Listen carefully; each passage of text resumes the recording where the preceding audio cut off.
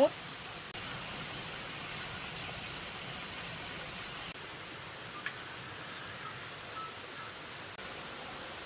ว่าละว่าว่าแม่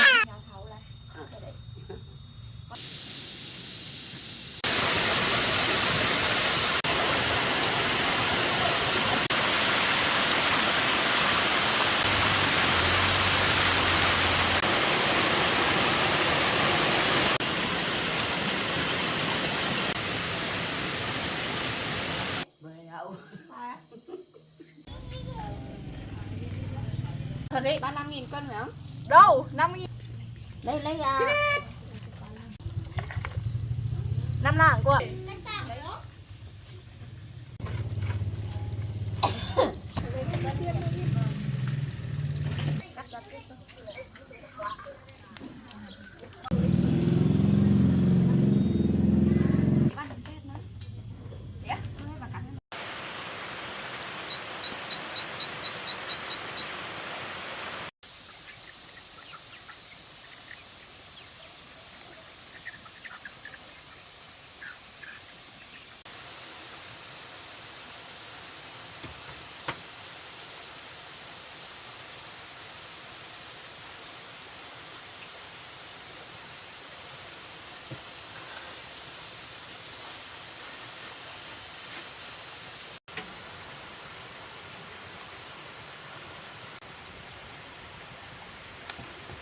đây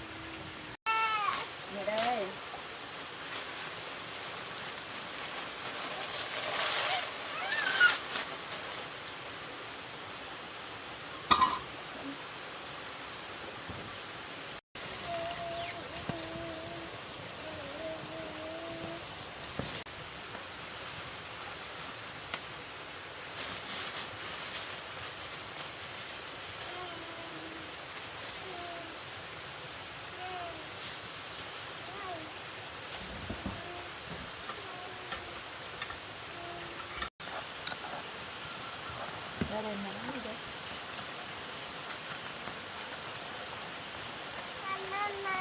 nó mong mà nha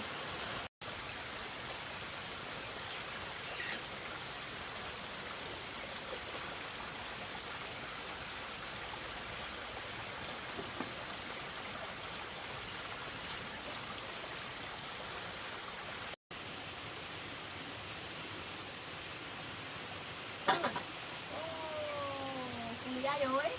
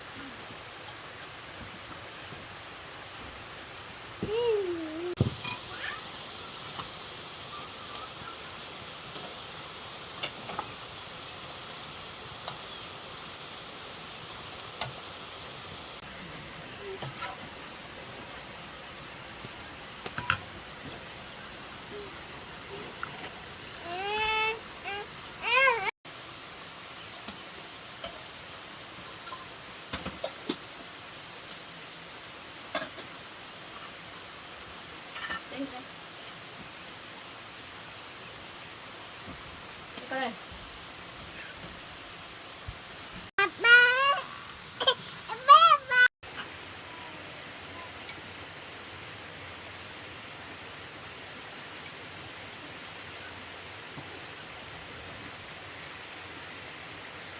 này đây.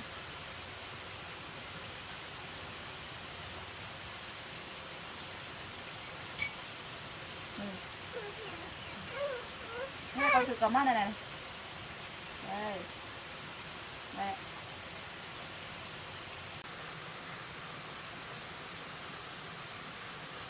cái tay cầm thế thế rồi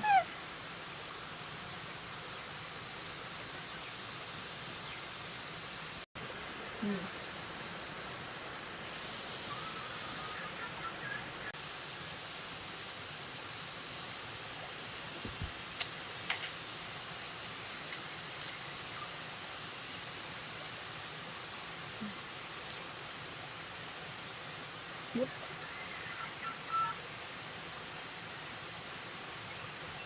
Đây. Con ao đi, con ao đi. Muốn. Ôi trời rồi. Đây thế này. Đây mày bó rồi. Ừ.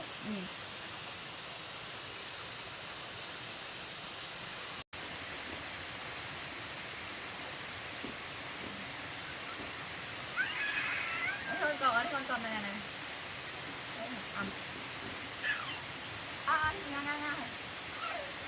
Đấy.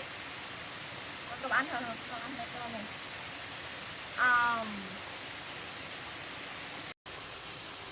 Rồi.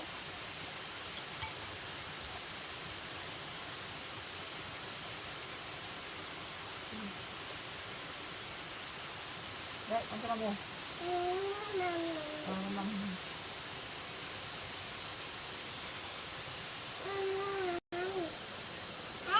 Đây. Này, cầm thìa. Đấy.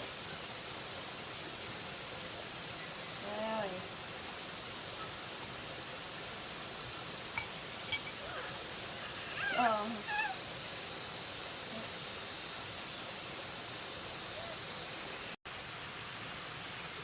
Mút.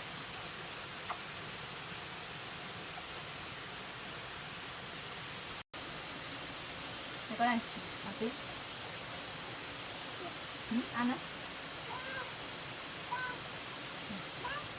Ngoan á. Ăn cái này thôi, thôi lấy cái này cho Hùng. Lấy thìa đây. Thìa đây cho mẹ nào. Đây. Này. Cho con cầm cái này. Đấy, cho con một nè, đổ hết nè. Này. Đấy, con cho con một đấy thử. Đổ hết được. Ăn đi. Ăn thôi. Này.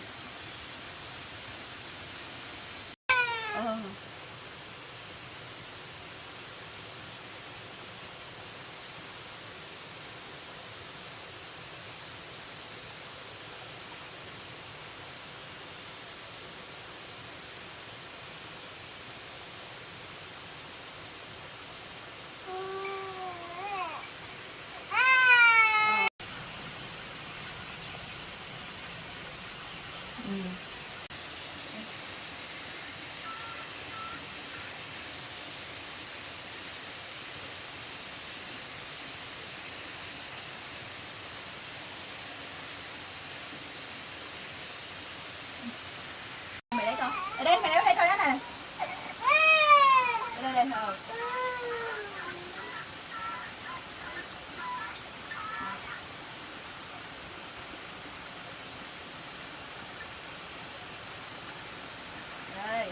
Đây, ăn cái này nhá.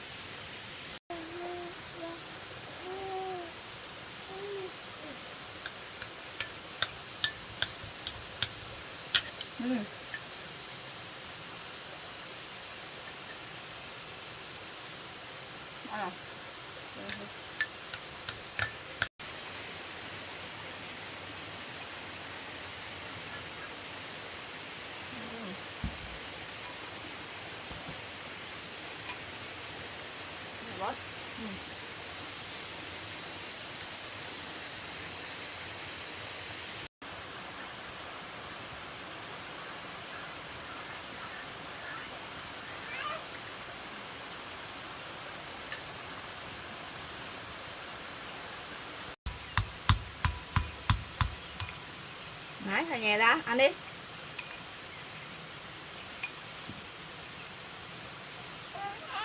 mình thấy ăn mì thôi.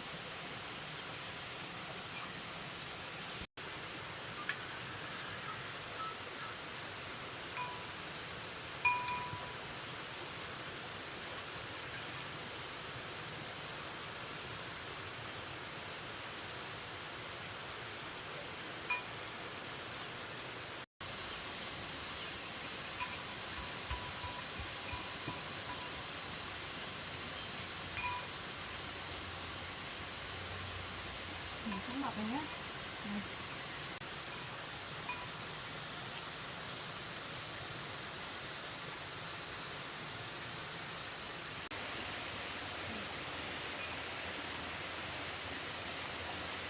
Rồi hết rồi, cắt thôi nhờ. Đây mình cắt nhá, hết rồi.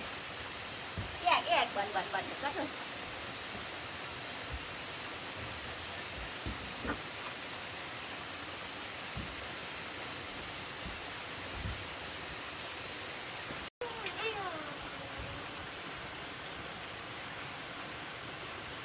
Quay về đây.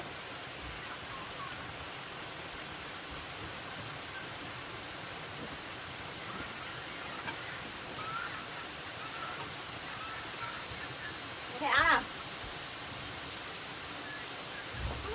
Thẻ áo này. Bỏ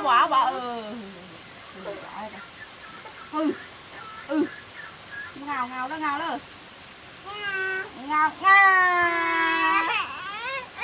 Mặc vào đó.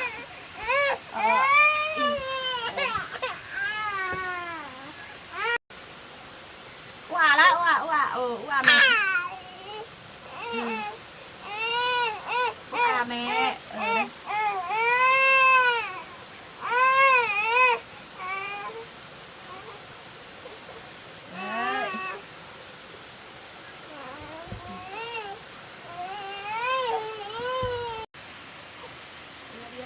Đi nó vào củ lơ.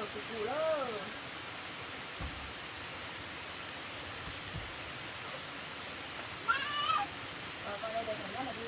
Nó vào củ.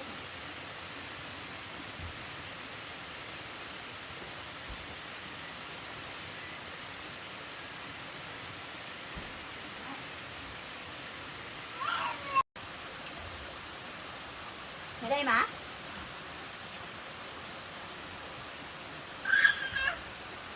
Lơ. Cua lơ.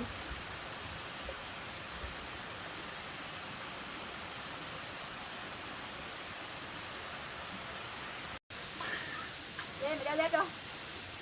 Đeo dép cho thằng mới đi được chứ nè. Đeo dép vào.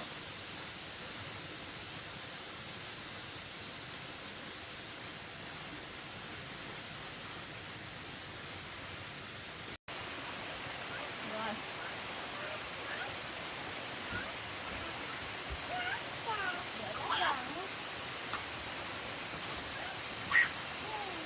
Ê.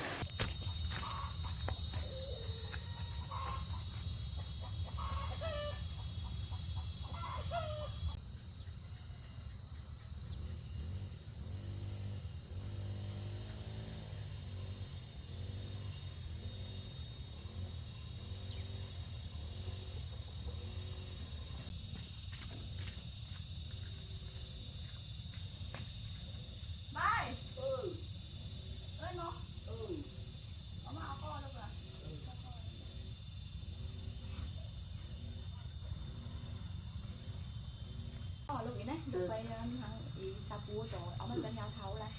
Đây. Vào đây với bác cụ nhá. Biết đây. Ba nhá.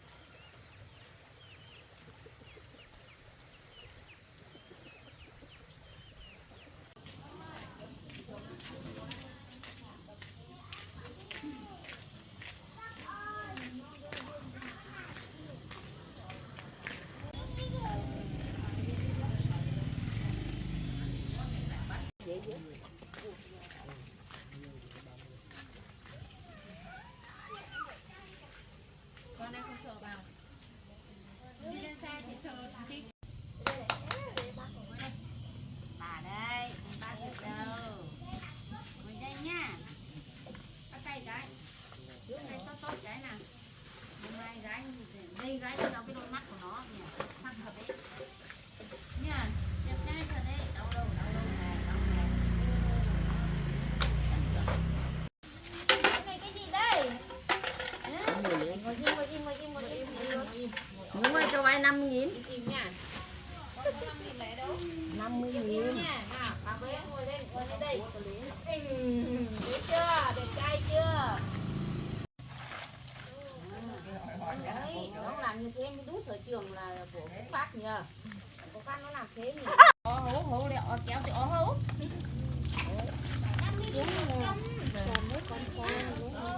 Thế thì thím sao mày không bảo thím mày đi? Ôi, có con bò con bé. Đây. Sao về theo ai đấy? À, đuôi. Đâu ở đây Phúc Phát. Ngoài đấy, tôi lục đấy. Kẹp cái hãy ke.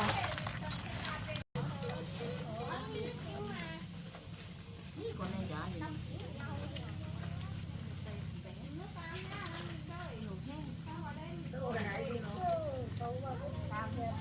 Đi đúng đường á, sợ xe đấy nhá. Lúc về nhà ấy. Cú à.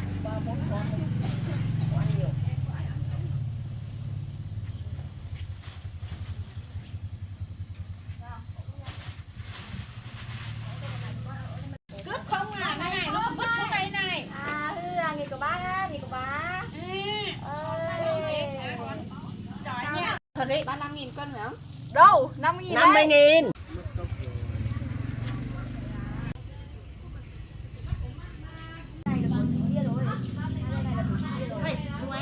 Đấy, ba con này sao ấy?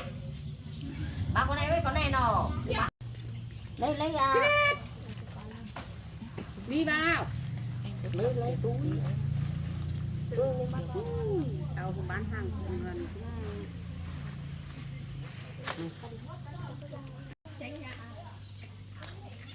Con cần thú hả cháu đấy?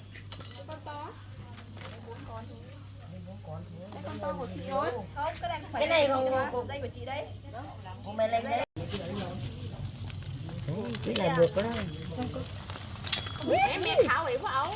Mẹ đâu tiền nữa. Ấu thì mẹ nó.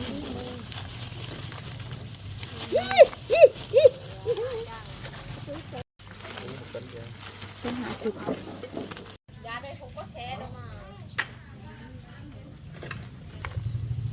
5 lạng cô ạ.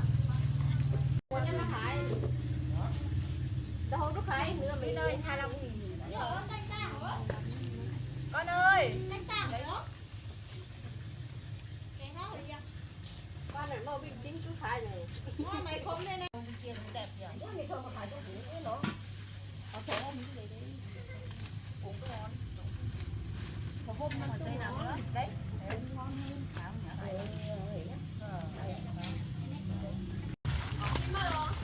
Chào Huyền. Có con nào con to hơn lấy nhỉ? Nè, mấy con này đó. Nhú ấu nhá. Nhú buộc con nọ. À, bông phụ đấy đó. Một yến xoài phải không đó? Ố, ra đâu nhỉ? Em mua 2 giây mà. Cái này ấy thôi. Con to to ấy, con cái con. To mà. Vừa mà, nó vừa nó không to mấy. Chị là cái thích cái gì cũng phải tươi. Thì lúc nào cũng thích cái gì cũng phải to. Đấy, sát ở đây.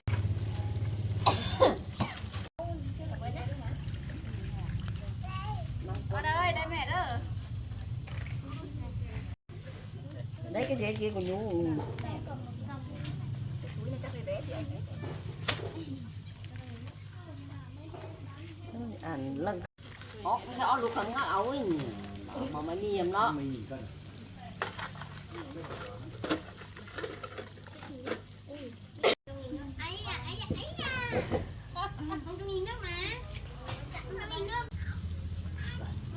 Chị không cho nghỉ cái nghe.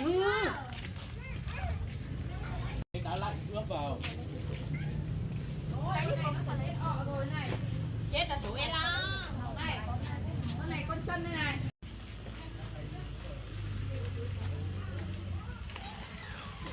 Này à?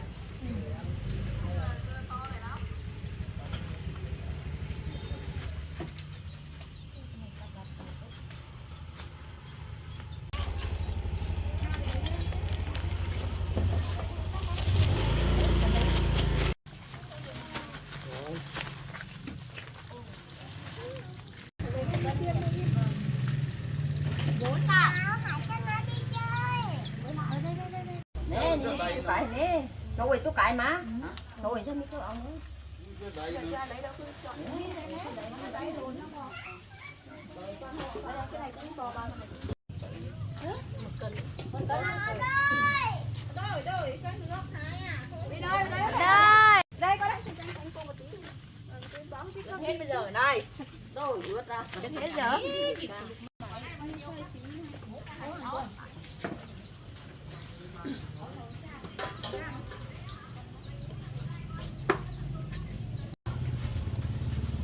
Cái này chết này, cái này chết rồi. Ủa tôi về nói, nó tôi về cái nó, bây giờ nó. Nhưng mà cũng không biết nhờ người mua hồ nhớ.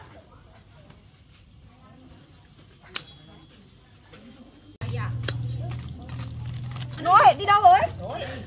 Em bà đang đứng đây này. Ôi cầm cháu với. Vậy cơ mà nó. Nó trốn nhanh thật nhờ, nó nhìn thấy Ừ. mình cái nó chạy luôn nhờ.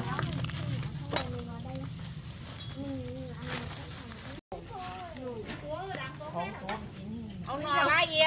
Thằng Trang. Con ơi, lại chơi dọc đấy nhá.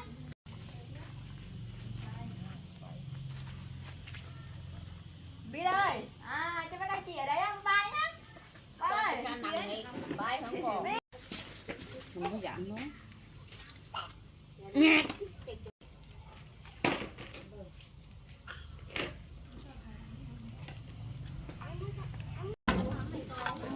Ơ, sao nghịch thế con?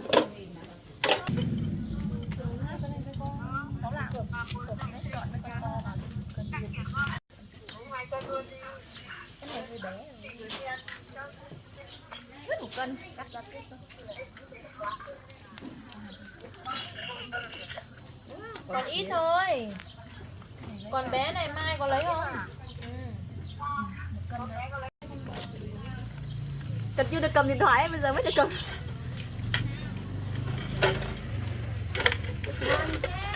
Chưa. Túi này còn bé lắm. Túi to tí. Ôi cái này con này. Chết rồi.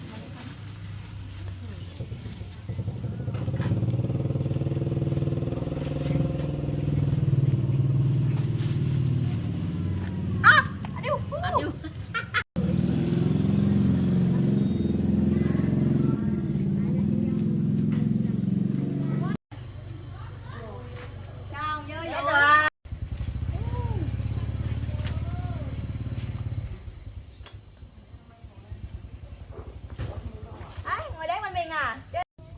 Ngồi đấy mau mau má. Con ngồi đấy mau mau má. Chướng đấy.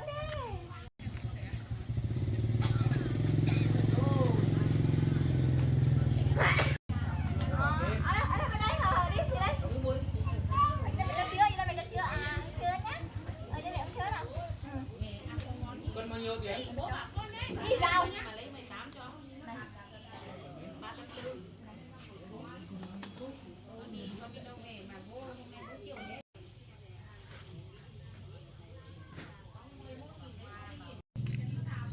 Đói à?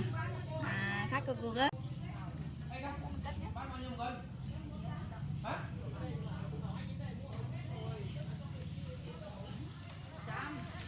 Anh mua à? Mỏng á. Đây mày còn thế nào?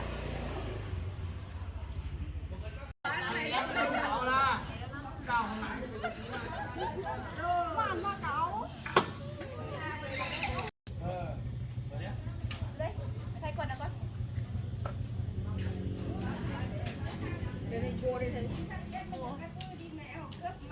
Cô nói cho nó. Cái này ngoài nó khai hết đây. Ngoài này mà giá hay cay. Đây này tổ. Đây thám thì cái tội không cân nhá, này chắc không thịt tết không đấy. Tổ có cắt đấy nó không? Ở ngoài không? Cắt này cá. Ở đấy đấy. Ôm để ôm gì? Đây đi để mày cắt cua cho. Cắt cua. Không lấy hết thì bà?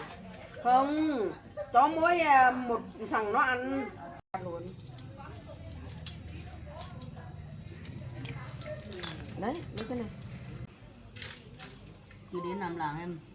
3 lạng thôi. 3 lạng, 3 năm mới làm không?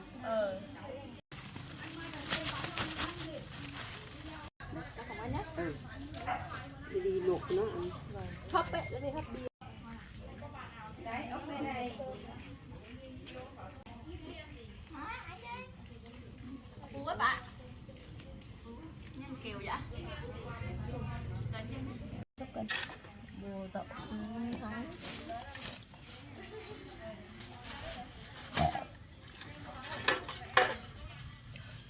Tập á đi vậy. Ê, ơi, có kiếm hết đâu.